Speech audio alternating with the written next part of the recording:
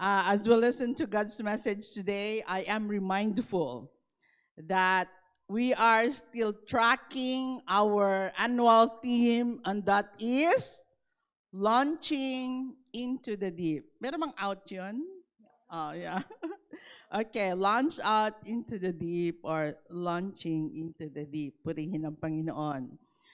So, during the previous Sundays, magmula nung binuksan ang temang ito, so we've been listening to the preachings of our pastors, right? At talagang nakatutok doon ang mga mensahe.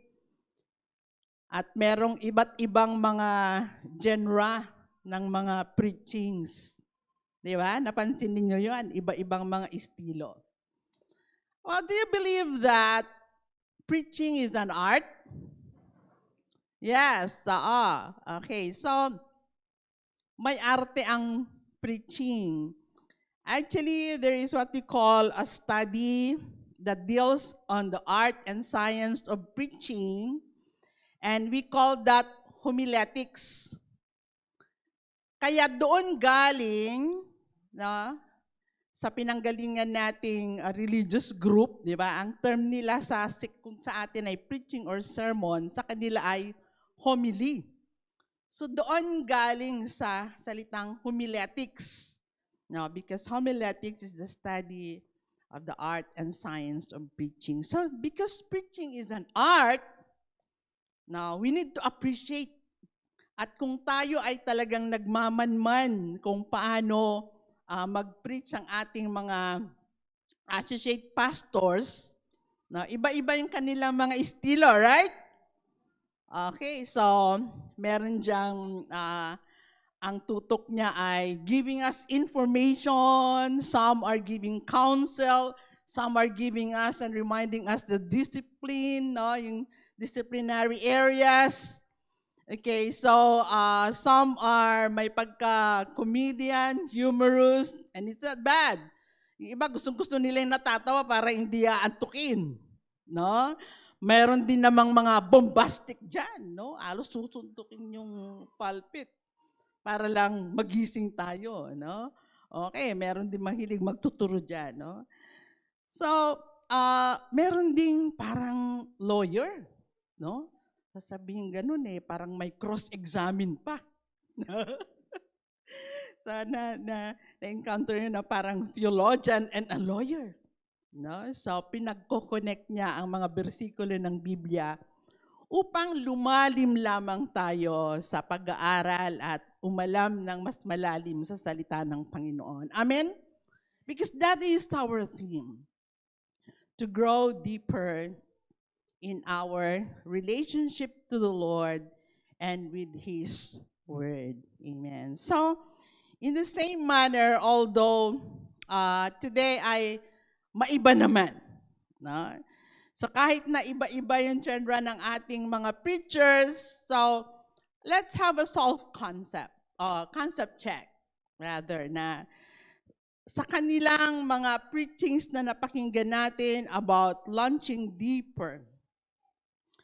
So we were able to notice that as we go along in our Christian lives, there are frustrations, right? So nag-umpisa nga yun sa frustrations ng mga fishermen. And then came challenges. So there were times that they wanted to quit already, but later mayroong motivation. So na-challenge na naman sila, no? But through challenges, we need extra efforts. We need discipline. We needed obedience.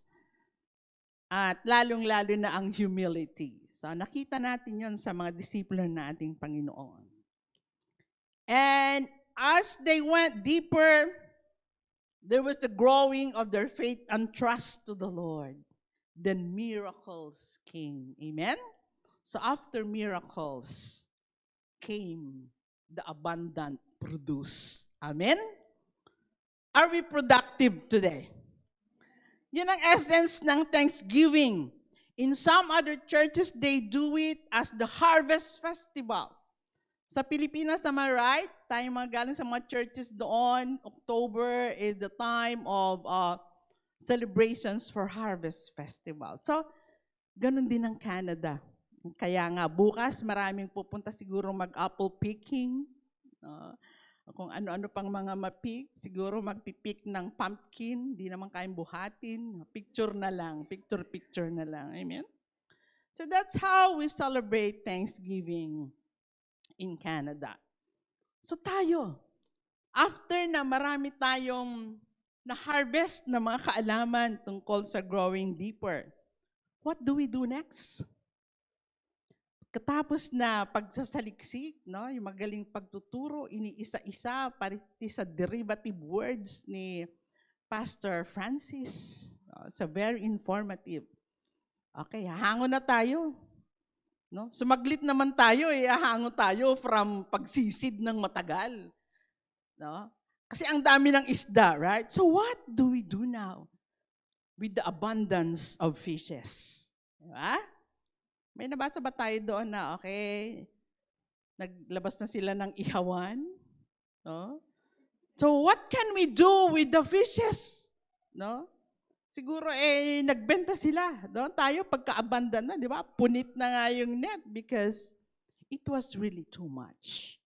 Now, can we relate that there are times in our lives when there is really abundance? Hindi na kaya ipamigay na lang. Amen? So, this is our time to celebrate. Pagdating ni Pastor, sisisid ulit tayo siguro sa ilalim. Pero ngayon, relax mode muna tayo. Ang daming isda, so let's make sashimi. No? Gagawa tayo ng kinilaw. No? At sinugba, Sister Beth, ang ating paborito. No? What else can we do with fishes? We make fish fillet, escabeche, steamed, fish ball, fish cake. What else? Tell me. Tayong mga magaling at masarap magluto. Paborito ni Sister Benny, yung ating pinaksiw, no? Pangat. No? You can mix, talong, okra, saluyot. No? Anything would do in a fish. Dry, may sabaw, katamtaman lang. Gutom na ako, hindi ako nag-agahan. But the point here is, this is the time to celebrate because of the abundance. Amen. So, are we bountifully blessed? Is that how we feel today? O parang, ang lamig na naman kasi. Parang tayong mga 60s na, wala pa ang 60, malapit na. Parang tuwing taglamig, nahalagnat ako. No?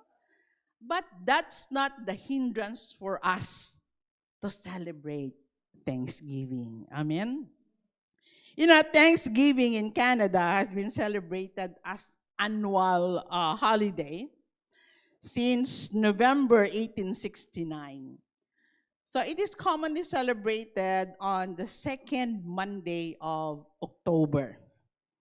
But in July 31, 1957, dito in-announce, ito yung time na in-announce ng Governor General of Canada, and that was Vincent Massey, that he really issued officially that a day of general thanksgiving to Almighty God.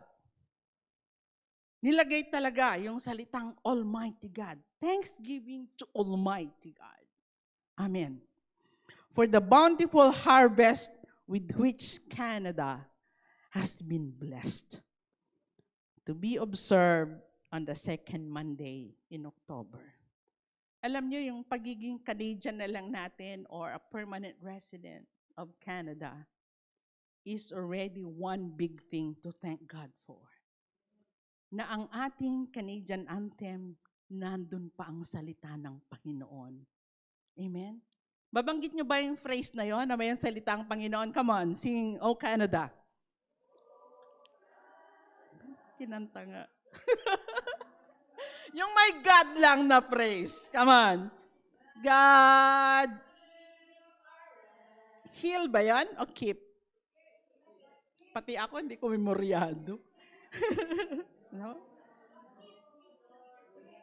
Oh, sige. Magdebate kayo dyan kung keep or heal our lands.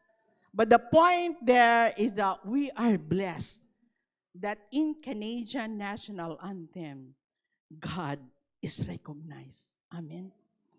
Alam niyo, nung kinanta ni Jezreel sa Pilipinas ito, sabi after nung graduation kasi, ala sister, ituro mo naman sa amin yung kanta na yan, nakaka-bless.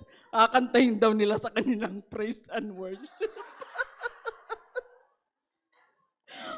Ay, katawa, no? Sabi naman na anak ko anthem yun ng Canada. Praise His wonderful name. But that's one very important information for us to thank God for. Amen. Today, I'd like to preach simply with thanksgiving.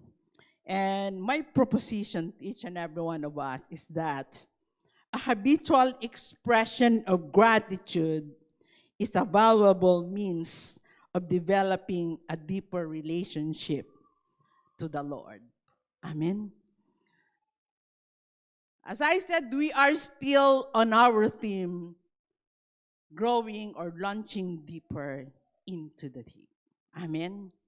At isa sa mga gagawin natin as we launch deeper is to be thankful to the Lord. Amen.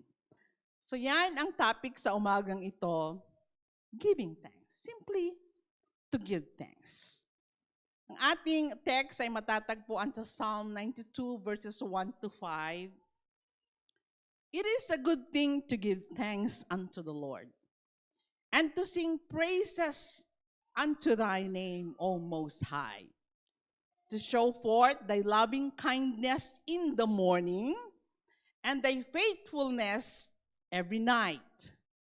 Upon an instrument of 10 strings, and upon the psaltery, upon the harp with a solemn sound. For thou, Lord, hast made me glad through thy work. I will triumph in the works of thy hands. O Lord, how great are thy works, and thy thoughts are very deep. Amen. Very simple part of the scripture, right? Hindi ko na kailangang itagalog dahil alam ko na iintindihan naman natin. Kung hindi nyo naintindihan, hindi kayo papasa sa Canadian citizenship. Okay, so I was saying that a habitual expression of gratitude is a valuable means of developing a deeper relationship with the Lord. Amen. So, tayo ba ay nag-grow deep na? Sa ilang mga sermons na napakinggan natin, talaga bang may nangyayari sa launching deeper natin? Wala tayong sumasagot. No? Amen. Dapat meron. So, simple lang ang mensahe ngayon, and my topic is about how to give thanks. Bakit? Mahirap bang gawin yun? Sandali lang naman, thank you. No? But you see, tignan natin yung mga practical things happening in our everyday lives, even as you observe inside the home. Merong magpapasalamat sa inyo na nanay, no, at may pagkakaiba how they express their thanks to you, di ba, sa mga anak. Meron dyan kasama mo na sa loob ng bahay, iti-text pa, hindi masabi. No? Text na lang. Okay, so thank you, ma. Ayan. Ang iba naman, thanks. Ganun lang. Meron naman dyan, pupunta pa sa'yo at hahalikan ka talaga, no? Tito Bobby, thank you. Hahalik pa yan, no? Okay. So, we express thanksgiving in different manners. Pero titignan natin ang kaparaanan ng Panginoon kung ano talaga yung ina-appreciate niyang pamamaraan. Paano tayo magpasalamat sa Kanya. Dalawa lang, promise. Dalawa lang na naman ako, pero ang dami na naman yatang sangay. Titignan natin. Una, how to give thanks. First is, we give thanks with a grateful heart. Amen? Sinong mga awit ang napapansin nyo na sa mga composition niya, napakarami doon ng giving thanks? Anyone? Yes, si Don Moen, di ba? Talagang napakaraming mga composition yung mga awit niya na ina-adapt natin at karamihan talaga is more on giving thanks. Actually, doon galing yung aking subdivision ngayon sa kanyang awit. No? Okay. So, number one is we give thanks with a grateful heart. In 1 Thessalonians 5:16 to 18, it says there, rejoice always, pray without ceasing, give thanks in all circumstances, for this is the will of God in Christ Jesus for you. We are called to give thanks not just in good circumstance, but in all. You see, all, ibig sabihin good or bad. Better or worse, we need to give thanks. Amen. Pero sa totoo lang, no? Nakakapagpasalamat lang tayo pag nandun tayo sa positive mode, no? We are blessed, no? Pagka tayo talagang galak na galak dahil may mga blessing.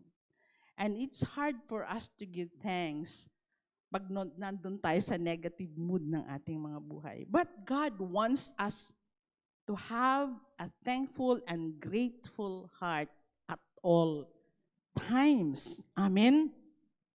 A person with a grateful heart is defined as one who is warmly or deeply appreciative of kindness or blessings. Amen. Yung malaki man o maliit, very thankful siya, no? So yun ang taong may grateful heart. So living with a heart full of gratitude means that you find appreciation in everything around you. You look for blessings everywhere, and you take time to stop and smell the roses every chance you get. Sinong umaamoy ng bulaklak? No? Sino ang humihipo dyan? Diba? Okay, of course, may mga allergies, wag. Kundi hatching ka ng hatching hanggang pag-uwi mo. But those are simple gestures showing a person who is grateful. Amen. No? Actually, may kapatiran tayo dito na na-appreciate ko siya kasi pagka may pinapakilala ako sa kanya or nami-meet dito sa church, ang ganda ng feedback niya sa akin. Nasabi niya ganyan, ay, Sister Lorna, ang bait niya ganito. No? Gusto ko siyang kausap. No? Sabi niya, ay, Sister Lorna, gusto ko yung anak mo. No? So, puro positive. Well, hindi ko narinig sa kanya na, ay, ba't si ganun? Absent. No? Hindi siya ganun. No? Ay, tutuwa ako, nakita ko. Ganito. Doon na lang siya sa positive. No? Iniiwasan na lang niyang mag-comment doon sa negative side. So, that kind of person to me is an example of a grateful person. No, talagang mapagpasalamat siya sa anuman nakikita niyang maganda kahit napaka-simple lamang, no? Ako hindi ganoon, sana magunggan ako sa kanya kasi ako minsan may ugaling ano bang tawag doon? Madaling mairita. Pag nakasakay ako sa bus, ay, nagsangur. Pero nung binabasa ko ng lesson na to, hindi maganda. No? Because ang tendency, pag may naamoy kang mabaho sa loob ng bus at nagsasalita ka ng mag-isa, no? Mahilig kang mag-complain pagka ganun, ano? At inamin ko, ganun ako minsan, no? Okay, tatagang magsasalita ako, nagsangur. Ganun, no? And I don't care pag may ibang nakakaintindi no, Ilocano, no? But you know what? I-avoid natin yon. Tahimik na lang tayo, no? Pero ako hindi ko maiwasan talagang magtatakip ng gano'n kung hindi ko na talaga kaya, no? Kaysa naman mahatching pa tayo. But it's just one simple example of a person who is grateful. Amen. Ngayon, we go further. Ano ba ang naidudulot? What does being grateful benefit to us? Now, what benefits do we receive pagka tayo ay habitual na mapagpasalamat? Yan, nakikita niya yung inabot mo lang, inahulog niyang ballpen. Ay, praise the Lord, thank you. Okay, ano ang benepisyo natin? Okay, una, pagka tayo ay grateful, nag-i-increase ang ating humility. Okay. Hindi ko naman pinindot, umabante, naapuran niya ako. Okay. Ayan. So, humility increases. No? Of course, hindi pa tayo kaagad humble. Humanly speaking and human in nature, we are proud. Tayong mga tao ay nandyan na, nakatatak na sa atin ang pride. Kasi yan ang namana natin, no? Sa darkness side ng ating buhay. But to be able to be thankful and grateful in life, nag-i-increase ang ating humility. Amen. Gusto ba natin maging humble? Yes. Dahil sino ang pinagpapala ng Panginoon? Sabi sa Bible, it's the humble whom God will give grace. And He hates the proud. Kaya pagka ini-exercise natin ang pagiging thankful, nagdi-decrease naman yung ating pride. You love that? 1 Corinthians 4:7, it says there, "For who makes you different from anyone else? What do you have that you did not receive? And if you did receive it, why do you boast as though you did not?"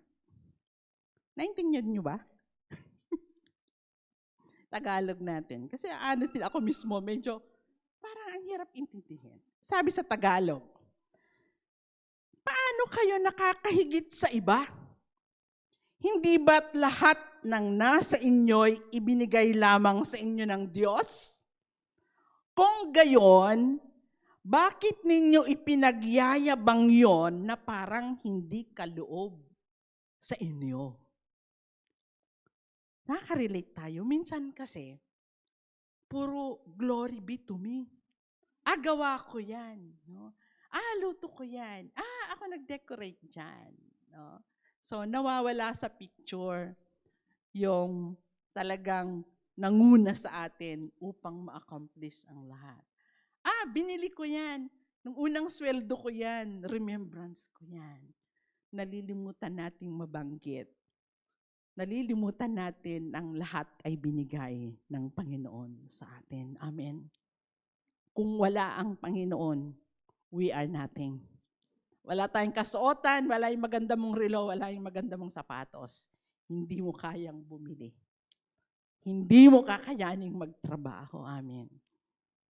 So, napakaganda na tayo magpakumbaba so that our humility would increase. Amen? Pangalawang benepisyo ng mapagpasalamat, no? Our contentment increases.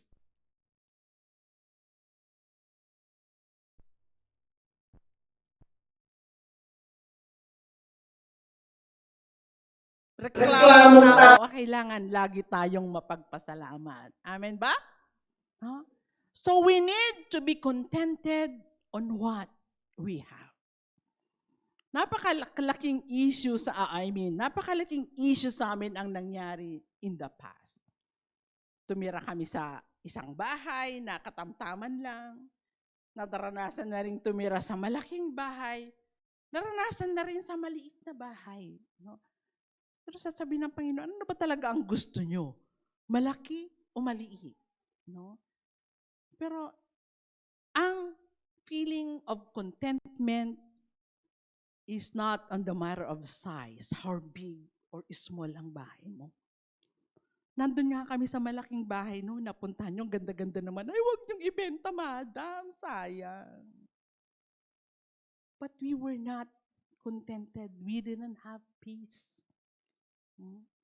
So, the essence of contentment, the essence of peace is how contented we are with the blessings that God would give us. Amen.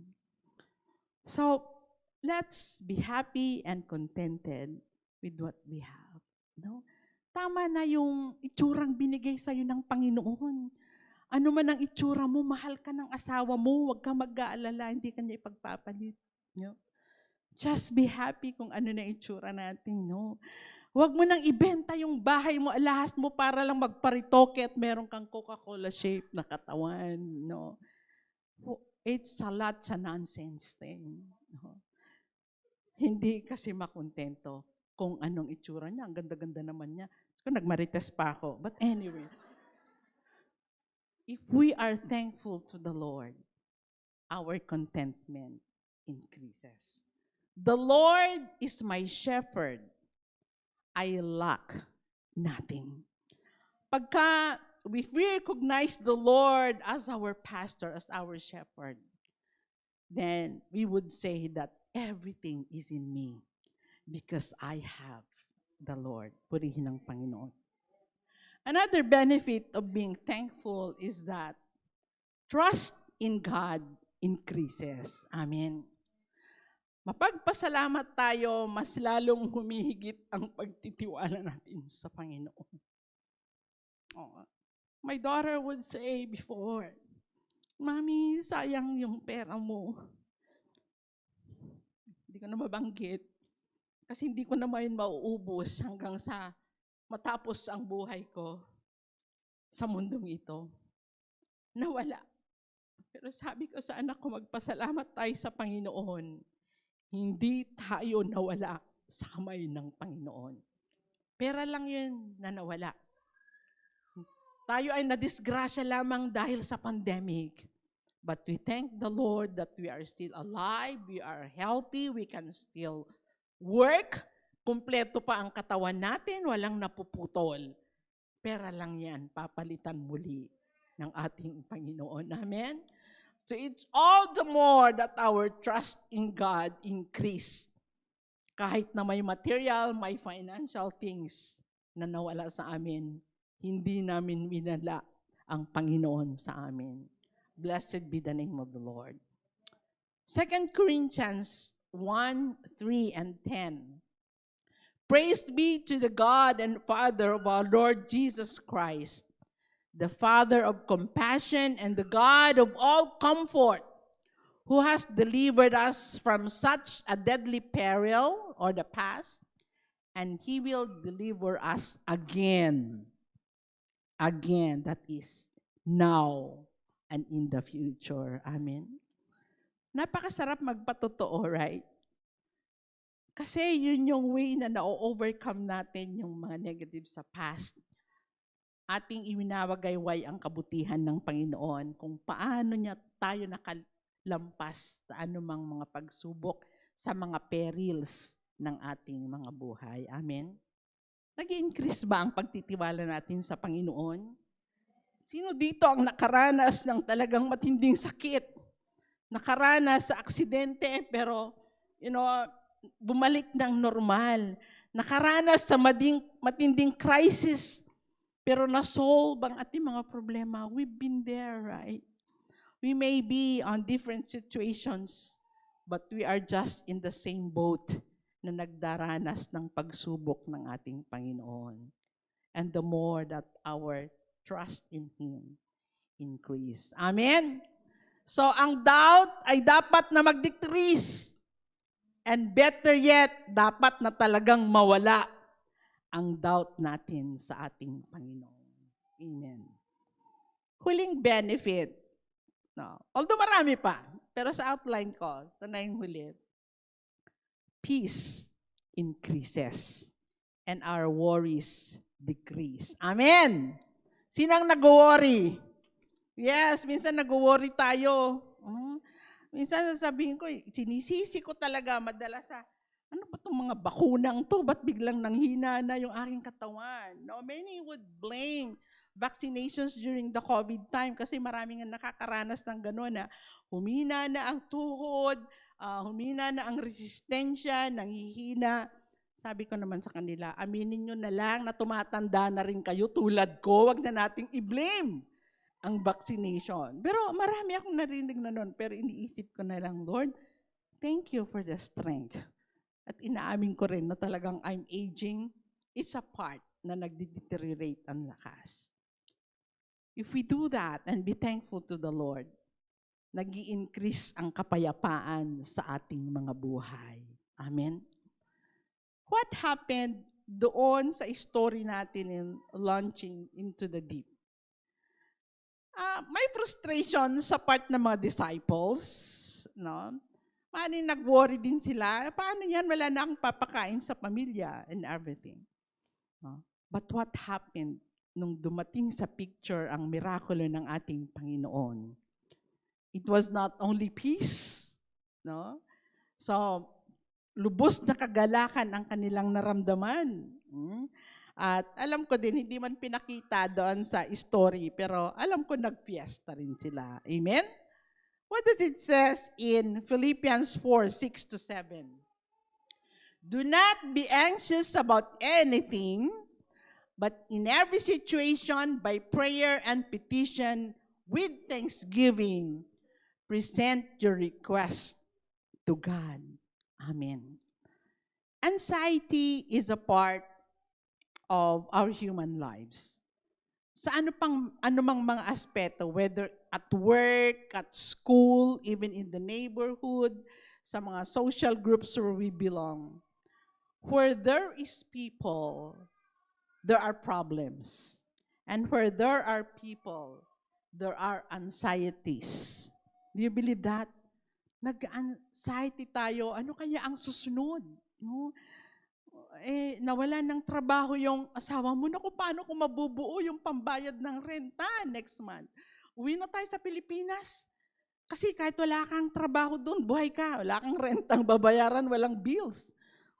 Mawalan ka ng pagkain, mangangapit bahay ka, kalaang damakilabban dita kabsat. No? Pero dito, hanggang mapan makikilabban di karubam. No? Because mind your own in Canada. You cook your own food. We pay everything that we want to have. But as children of God, we need to have the peace that passeth all understanding. Hindi man tayo excuse sa mga problema ng buhay, pero ang mahalaga, may kapayapaan sa atin na nanggagaling sa ating Panginoon. Amen. So it's not only on Thanksgiving Day that we need to be thankful, but having a grateful heart is not a celebration, but it is a lifestyle. Amen. Maging lifestyle na nawa nating mga anak ng Panginoon na mapagpasalamat sa lahat na nangyayari sa ating buhay. Sabi ko kay Brother Bobby, promise naman, mag-testify ka na ngayon. Pero ako na lang mag-testify para sa kanya. Kasi sabi niya, tatayo daw na nalilimutan niya ang sasabihin. But Brother Bobby has been in Canada for 5 years. Last September. Sa loob ng 5 years na yun, napakaraming procedures. No? Nalagyan ng stent ang puso. No? Inatake na minsan. No? Nilagyan ng 2 balon para lumawag lamang yung pagdalo ng dugo. Di pa nakontento, nalagyan na ng baterya. And that was in August. Yeah. At last 2 weeks ago ay may problema naman sa kidney. No? Inalis ang napakalaking bato, malaki pa sa benching ko. No? Patay na rin yung isang kidney niya, isa na lang nagpo-function, 28% na lang. Sabi ng doktor, dapat nag-dialysis ka na. Pero tignan nyo, malakas pa siya. Amen. Malakas pang gumala, purihin ng Panginoon. No? At tinugon ng Panginoon ang kanyang desire na nakarating ang kanyang 2 mga anak. He is so blessed. Amen. Kaya sabi ko sa kanya, huwag ka nang magtanim ng loto dahil sobra pa sa loto ang napalanunan mo ang pagpapala mong galing sa Panginoon. Amen. So God's blessings are more than winning a lottery, I tell you. Dahil sapat, hindi lang sapat, more than enough ang blessing ng Panginoon sa atin. Amen. Sabi niya, Pastor Latog, ka mag-alala, pag nanalo ako ng loto, bibili na tayo ng church. Ako, tumawa lang yung ating bishop. No? Okay. Hindi na sumagot. Ngumiti na lang. So, isip niya, sana nga. No? Pero iniintay kong sabihin niya na, pag-pray mo nga manalo ko ng loto. Oo, hindi ko yata magawa yun. No? Papanalangin ko sa manalo ng loto. But, let the blessings of God satisfy us. Amen. So that peace of God will come to us. Purihin ang Panginoon. Are we peaceful today? May kapayapaan ba purihin ang Panginoon? So sa paggawa natin ng apat na ito, we can tell that we have a grateful life. We have a grateful heart. Amen? At grateful tayo sa ating pasasalamat sa ating Panginoon. Philippians 4:7, and the peace of God which transcends all understanding will guard our hearts and our minds in Christ Jesus. Amen? Peace be with you, brothers and sisters. Thank you. Pangalawa, paano magpasalamat? Give thanks with a song of praise. Naalala niyo na kung ano yung awit na Dan Moen na yan? With a grateful heart, with a song of praise. Tama ba yung lyrics ko? Ayan. Okay. Praise the name of the Lord. We give thanks. 1, with a grateful heart. 2, with a song of praise. Kaya naman pala, hindi nawawala ang praise and worship. Nung bata kami, ang tawag, congregational singing. To sing to the Lord is always a part of worship service. Because doon natin i-express ang pasasalamat natin sa Panginoon. Doon mismo sa ating text, it says there, it is a good thing to give thanks unto the Lord and to sing praises unto thy name, O Most High. So yung A kanina is give thanks, ngayon is sing praises. Amen. Colossians 3:17, let the word of Christ dwell in you richly in all wisdom, teaching and admonishing one another in psalms and hymns and spiritual songs, singing with grace in your hearts to the Lord. Amen. Kaya naman yung ating music team, talagang pinaghahandaan nila lahat-lahat yung kanilang paglilid sa atin upang tayo ay mamotivate na kasama nila na may indak sa pag-awit. Amen. No? Kaya pagka sinabi ng mga worship leader, tayo tumayo, huwag mo sabihin, ay, tumakdor manun. No? Tatayo na naman. No? Tayo ay tatayo. Kung di tayo makatayo, pwede pa rin mag-praise and worship na nakaupo. Amen. Because you still have the hands. You still have the mouth to express the goodness of the Lord. Amen? Okay. Napaganda yung nabasa ko na mga benefits ng pag-awit. Alam niyo ba na ang salita sa amin sa Ilocano for church, ang tawag ay kapilya. No? Sa ibang mga dialect, kapilya rin ba? Anong tawag niyo kayong mga Bisaya? Tayo kapilya, punta tayo sa kapilya, yun ang term namin, para sa simbahan. And itong kapilya is, doon galing yung salatang a cappella. So yung a cappella, ibig sabihin, pupunta sa church para kakanta. No? Talagang bahagi na talaga ng pananambahan ang kapela. Ngayon, pag sabi mong a cappella, walang music instruments. Sapat na tayo magpuri sa Panginoon gamit ang ating boses upang bigkasin ang kabutihan ng Panginoon. Tandaan ninyo ito, hindi pwedeng mag-praise and worship na walang kakanta. Sila lang. Masasabi mo ba na tumugtog lang sila at nag-praise and worship ang mga instrumentalist? No. Hindi yun praise and worship kasi hindi naman alam ng gitarang i-express yung kabutihan ng Panginoon. Tunog lang yun. No? So instruments are nandyan lang sila para mag-enhance ng melody ng ating pag-awit. Pero ang pinaka-main na factor sa praise and worship, sa pagkanta, ay yung ating bunganga, yung ating lips and tongue to express the goodness of the Lord through a song. Amen? Kaya kahit sintonado ka, sige, basta alam mong magbigkas. Sige lang. Huwag mo sasabihin sa katabi mo, huwag kang maingay, sintonado kayo. No, hayaan mo lang, no? Basta mahalaga, nagpuri sa Panginoon. Okay. Doon sa moresingingplease.com, isang website to, moresingingplease.com. Natuwa ako nabasa doon yung sabi niya, 12 physical benefits of singing. Ito is general na singing. No? Basta umawit ka. Sabi niya, una, okay, meron naman dyan para masundan natin. Ang pagkanta ay exercise ng ating baga. See? Tama ba yan? Oo. Kayo mga bumibirit dyan, no? Magandang ehersisyo sa baga. Pangalawa, it can improve our sleep. Oh, totoo ba yun? Yes. Mula pa nga nung mga babies. Bakit? Pag nagpatulog ka ba ng bata, anak, Paul, magtutula ka? Oh, hindi mo sasabihin, bulan-bulan sa dingato, ranyagmot, na palalo. No, but you sing, sorry, Ilocano kasi ako, ilulabay, ading maturugkan, right?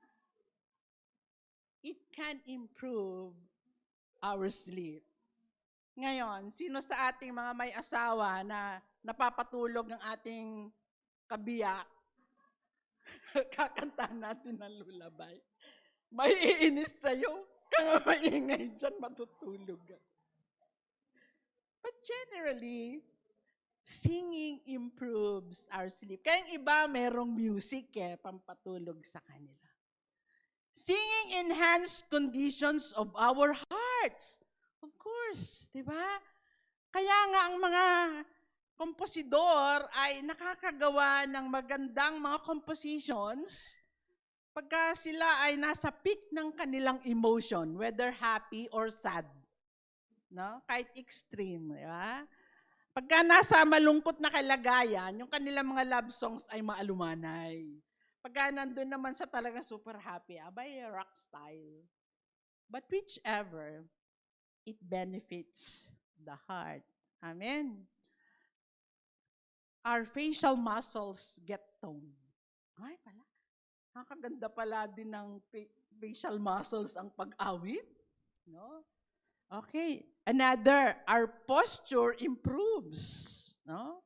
Kaya naman pala ang mga singers natin ay tinuturuan paano, no, hindi ko linya yan, kaya I don't know what to say. But it says our posture improves. We can become more mentally alert. Nakakatalino pala ang pag-awit. Siguro bibili na kayo mamaya ng sing-along sa bahay nyo, no? Another, nakakatulong sa ating sinus and respiratory system, no? Para sa ating paghinga because tubes are opened up more. It can help decrease the problem of snoring. Aba, talaga, napaaha ako dito na ang pag-awit pala ay para mawala ang paghilik. Ano? Oh, kaya Bobby, lagi kang umawit para malayo paghilik mo. And there is a release of pain-relieving endorphins. Alam niyo, endorphins kasi, yun parang pain reliever na mga cells ng ating katawan. The more we sing, nagde-develop tayo ng endorphins. Hindi mo na kailangan ng Tylenol na pain reliever pagka mahilig kang umawit. Our immune system is given a boost enabling us to fight disease. You see? Gumaganda pala ang immune system pagka tayo ay umaawit. And ito, isa to, it can help reduce anger, depressions, and anxiety. Totoo yan. Ang taong malungkot, nakakaawit yan. Taong masaya, umaawit. Pero ang taong galit, hindi makakaawit yan talaga. No? Kaya para mabawasan ang pagiging magalitin mo, learn and be habitual in singing. And last, it can help people to regain balance if affected by illness such as Parkinson's disease. Naalala ko, isa kong client na may Parkinson's disease, kaya pala, nagpapatugtog daw siya ng mga music pagka siya ay nag-aalaga doon sa inaalagaan niyang may Parkinson's disease. I believe that. Even the Bible would say that a merry heart doeth good like a medicine. And we can sing merrily pagka tayo ay talagang grateful, masayahin sa ating buhay. Amen? Physical yon. Generally na benefits pagka tayo ay umaawit. Pupunta naman tayo sa spiritual benefits of singing. Spiritually, bakit nga ba bahagi ng ating pananambahan ang ating pag-awit? Ano talaga yung benepisyo na ating nakukuha? Sabi doon, number 1, it communicates the gospel of Jesus Christ to those who hear us. Amen. Kahit pala hindi tayo nagpipreach, hindi tayo nagle-lecture, no? Hindi tayo talaga yung verbally na nagbabahagi, pero pag marunong tayong kumanta, we are already doing the mission of sharing the gospel. Amen? Ano example natin dyan? Doon sa Acts 16:25. But at midnight, Paul and Silas were praying and singing hymns to God, and the prisoners were listening to them. Amen? Okay, ano yung kwento dito, no? Preso si Paul and Silas. Pero hindi sila nag-murmur at nag-complain sa loob ng jail. What did they do? They praised and thanked the Lord. So to make the story short, ano nangyari? Lumindol, no? At nagiba ang mga walls ng jail. Ano nangyari doon sa sundalo? Natakot siya. Pero nakikinig sila, sabi sa verse, no? They were listening to the message of the song.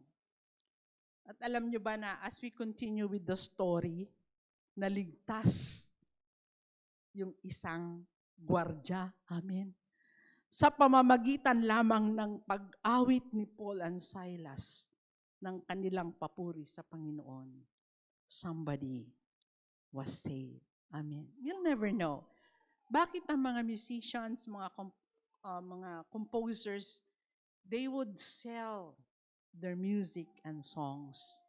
Dahil umaasa sila by doing that, marami ang ma-inspire, marami ang maliligtas. Amen. Kaya naman, talagang humahanga ako, I'm inspired, the music team of our church, kasi nagsisigasig silang lumalim pa sa kanilang ministeryo sa ating Panginoon. Amen. Actually, naka-join ako dun sa isang seminar nyo under Pastor Jerome. And I was so much blessed. Purihin ang Panginoon, palakpakan natin ang mga coordinators ng music team ng ating church at yung mga music ministers because they are doing this command. They are communicating the gospel of Jesus Christ to those who hear us. Amen. Tayo ba ay nabibless pagka tayo ay nakikinig sa awiting papuri sa ating Panginoon? Psalm 96 verse 6. Okay, bago ko pupunta doon. Number 2 benefit, spiritual benefit of singing to the Lord is that it encourages us and grants us divine strength. Amen. Totoo yan, no? Kahit na mag-isa kayo in your homes at kayo ay umawit, even in your own devotion time, prayer time, ang Panginoon ay maaring kumilos sa iyong prayer life. Amen. Napakaganda na maki-join tayo dito, join the prayer warrior team. But the best na maramdaman natin ang presensya ng Panginoon is when we pray to Him alone. The Bible would say, you go to your closet. Pero hindi naman literal na pupunta tayo sa closet, punong-puno na yan ng damit. No? But you go in a secluded place and you sing and pray to the Lord. And that would give you strength. Amen? Purihin ang Panginoon. Kung merong mga physical benefits, napakaganda na ating isa pamuhay ang mga spiritual benefits ng ating pagkanta sa Panginoon. But I will sing of your power. Yes, I will sing aloud of your mercy in the morning. For you have been my defense and refuge in the day of my trouble. Purihin ang Panginoon. Na tayo man ay nag-celebrate o tayo man ay nagmumorn, let's sing praises to the Lord. In Psalm 147, ito ay isang chapter in Psalms na nagbibigay ng mga rason kung bakit kailangan nating awitan ng ating Panginoon. Bakit kailangan nating ibunyag kung sino ang Panginoon sa ating mga buhay. It says in Psalms 127, we sing to the Lord because He is a builder. He is a healer. Amen. And in that same chapter, it says there, we sing to Him because He is all-knowing. He is sustainer. Amen. Hindi naman yung ating mga maintenance na gamot ang nagsusustain ng ating strength. It's God and God alone. Amen. Minsan, maraming mga tao na nakadepende na lamang sa kanilang mga supplies at maintenance sa mga drugs. But whenever I take them, sabihin ko, Panginoon, walang silbi ito kung wala ka na bumubuhay at nagre-replace ng mga dead cells sa aking katawan. No? It's only God who can give life to the cells in our body. Hindi nakakapagbigay ng buhay ang ating mga gamot. They would only enhance the health of our cells. Pero pag once na namatay ang cells mo, Panginoon lamang ang makakapagbigay buhay nito. Amen? God is our protector. Many times, every day, anything can happen to us along the way. Anything can happen to us in our workplaces. But thanks be to God that He is our protector. Amen. He is our commander.